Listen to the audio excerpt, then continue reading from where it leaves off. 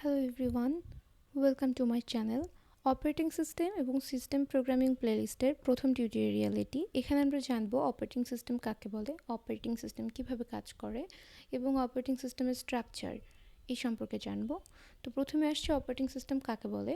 Operating system is a system software that acts as an intermediary between a user of a computer and computer hardware. Operating system is a system software, তার মানে আমরা operating সিস্টেমকে system software নামেও ডেকে থাকি এবং এটি user এবং কম্পিউটারের হার্ডওয়্যারের মাঝে একটা ইন্টারমিডিয়ারি অর ইন্টারফেস হিসেবে কাজ করে। তার মানে একজন ইউজার যে কম্পিউটারটি ইউজ করছেন বা একটি ডিভাইস বা হার্ডওয়্যার ইউজ করছেন, তার মাঝখানে একটি ইন্টারমিডিয়ারি স্টেপ হিসেবে কাজ করছে অপারেটিং সিস্টেম। ইউজার ডিরেক্টলি কখনো কম্পিউটার হার্ডওয়্যার বা কম্পিউটারের সাথে ইন্টারাক্ট করতে পারে না।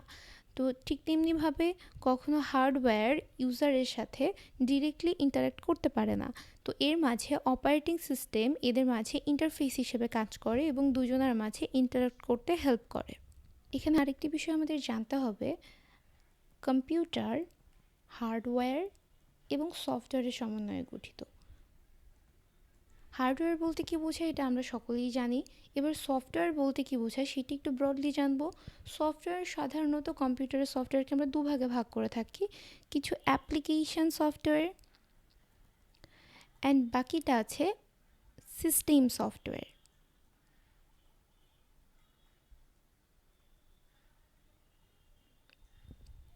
তাহলে সিস্টেম সফটওয়্যার আমরা কাকে বলছি?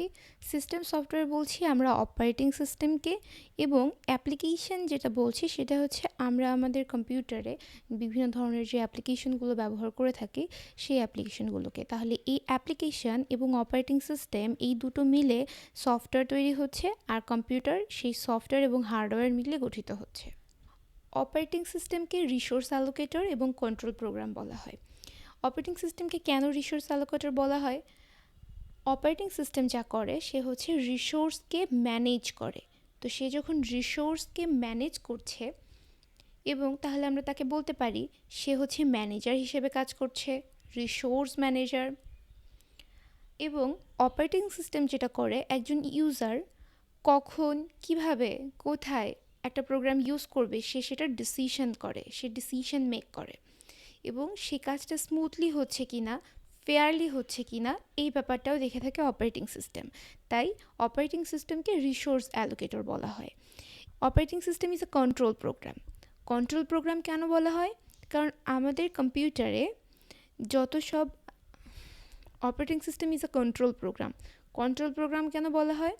কারণ এই যে হার্ডওয়্যারে বা কোনো একটা ডিভাইসে যে এক্সিকিউশন অফ প্রোগ্রাম হচ্ছে, প্রোগ্রামগুলো এক্সিকিউট হচ্ছে বা সেখানে কোনো ইরর আছে কিনা বা এটাকে ঠিক করতে হবে কিনা, এই সব কিছু অপারেটিং সিস্টেম কন্ট্রোল করে, যে কারণে অপারেটিং সিস্টেমকে কন্ট্রোল প্রোগ্রাম বলা হয়।